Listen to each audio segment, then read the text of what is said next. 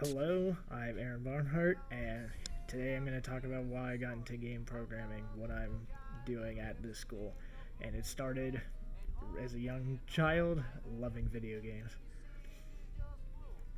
Now, the first games I ever remembered playing, and they were for the PlayStation 1, was Chocobo Racing, Crash Bash, and Spider-Man. Ever since I picked up either one of those games, all three I guess, I've loved video games, and having that thought of I would love to work on them was sunk into my mind ever since. Now, also in high school, me and my friend had always started to talk about making an indie game of our own. We thought it was really cool that small groups of people could make games that were stunning and have a lot of effect on people. I love the idea that it has less restriction and that you can be even more creative because you don't have a company telling you exactly what to do.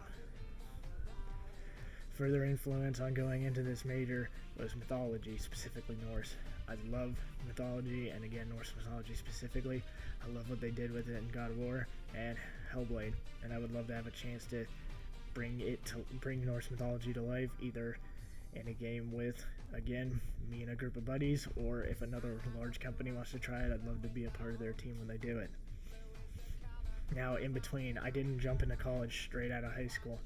I tried Kent State, but it was expensive and I didn't like the sound of debt. So I went into the military with the Marine Corps, and I was away with that for 5 years, but afterwards, at least they paid for my degree. Now, preparing to go for game programming, since I didn't touch any programming as a kid, which I guess I should have, but I was a procrastinator and lazy.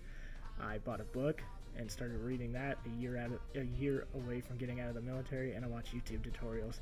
And a main reason for going for programming, other than art or designing, is, as you can see with the image to the right, that's kind of my artistic talent, so art was out of the picture.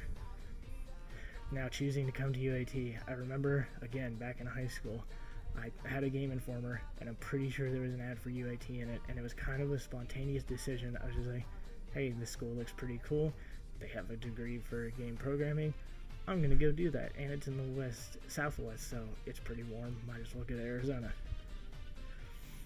Now, I've been to UAT for a year and continuing to go on, and for future hopes, as I've said in almost every single one of my speeches, I'd love to work at id and work on a Doom game, and past that, I'd love to just be a lead programmer somewhere on a game.